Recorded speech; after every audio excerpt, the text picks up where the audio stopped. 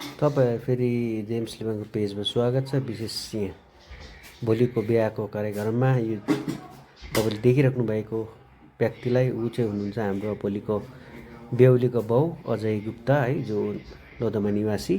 र त्यो मात्रै नभएर यहाँ धेरैजनाहरू काम कुरोहरू गरिरहेका छन्। भोलिको लागि आज नै काटकुट गर्नको लागि सागपातहरू सबै तयारी गरिकन सबै मिलेर नै काम गरिरहेका छन्। र तीनैवटा समाजका मेम्बर्सहरू हुन्। यहाँ तपाईँले देख्नुभएको सबैजना लागि परेका छन्। र डेकोरेसनमा भने हाम्रा दोभानस्थित दोभानमा बास गर्नुहुने बस्नुहुने हाम्रो दाजु दया बुबु, हामी दया बुबु भनेर उहाँलाई भन्ने गर्छौँ। उहाँ चाहिँ एकदमै असल ढङ्गमा उहाँहरूले बनाउनुहुन्छ, सिकाउनुहुन्छ।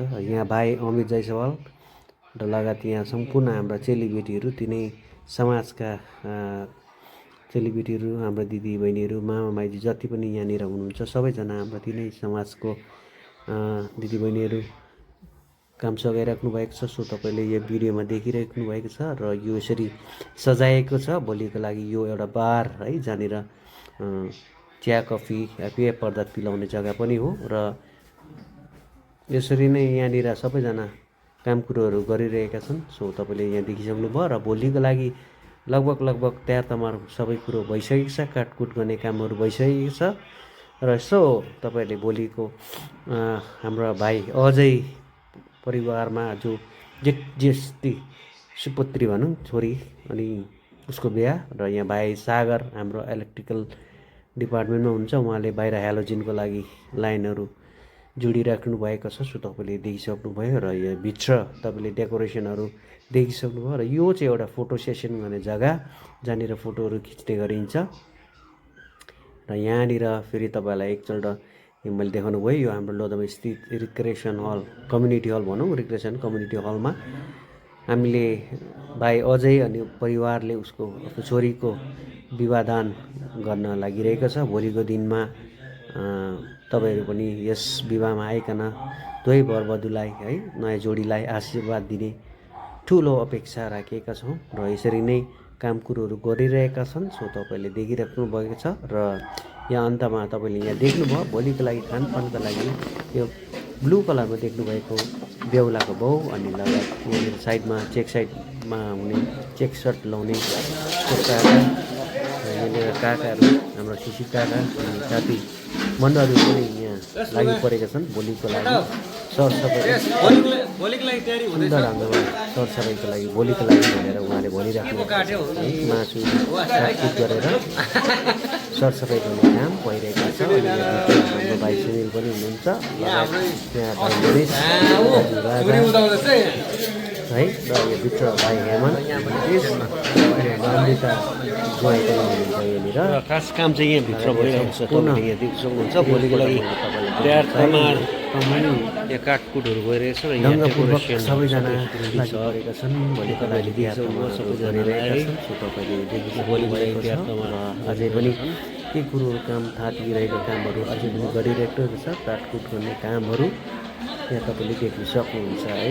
अनि भोलि आइकन फेरि नयाँ वरवधुलाई तपाईँले आशीर्वाद दिने ठुलो अपेक्षा राखेका छन् परिवारले। अनि जे जस्तो छन् त्यो तपाईँले जाने बेहुलीको आमालाई पनि तपाईँले सक्नुभयो। यहाँ बाउ र आमा यहाँ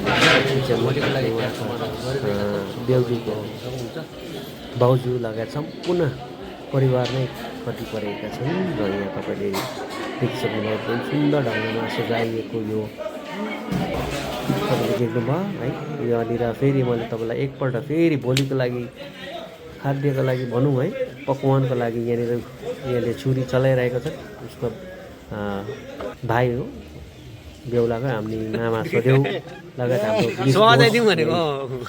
भोलिको यो अघि काटिएको खसीको टाउको पनि तपाईँहरूलाई देखाइरहेको छ। अनि लगायत यो मात्र नभएर अर्को पनि यो खसी छ, यो पनि भोलि काट्नको लागि। अनि हाम्रो साथी मण्डलीले एकदम ध्यानपूर्वक गरिरहेको छ, देखिसक्नु भएको छ। र यहाँनिर यहाँ बेहुलीको आमा लगायत यहाँ हाम्रो सम्पूर्ण दाजुभाइहरू चाहिँ यहाँ पकवानमा चिकन फ्राई अब फ्राई गर्नु भएको भोलिको लागि प्रिपरेसन भइरहेछ यहाँनिर हाम्रो काका पकाएको पनि हेलो काका त्यो र भोलिको लागि हाम्रो मुकेश भाइ यहाँ एकदम किचनमा आउनुहोस् भाइ मुकेशलाई खाइ भन्ने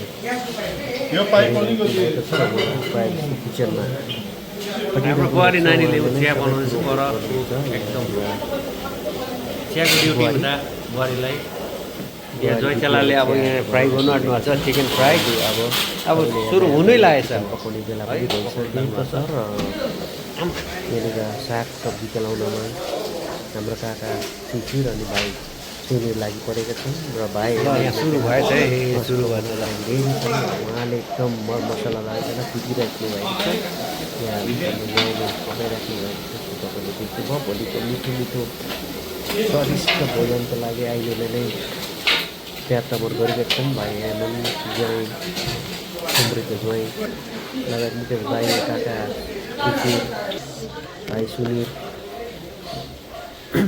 लागि परेको छन् सरसफाइ मजाले सरसफाइ गरिकन सागपातहरू धोइकन सरसफाइ गरिराख्नु भएको छ। फेरि एकपल्ट तपाईँहरूलाई फेरि म बोलेको असल भोजनको त्यहाँ खोजीमा जाँदा जाँदा फेरि म तपाईँलाई फेरि एकपल्ट माइजू हुन्छ अहिले नै गरिराख्नु भएको छ यहाँनिर तपाईँले देखिसक्नुभयो यहाँनिर हाम्रो जयले आगोहरू लगाइरहेका छन् र भोलिको लागि अहिले गरिसक्नुभयो र तपाईँलाई माइजू अन्तिममा फेरि मैले एकपल्ट फेरि यो जग्गालाई देखाउन चाहेँ भोलिको लागि प्रिपरेसन भइरहेको छु सो तपाईँले देखिसक्नुभयो र यहाँनिर डेकोरेसनको लागि यहाँनिर नामहरू लेखिरहेका छन् हाम्रो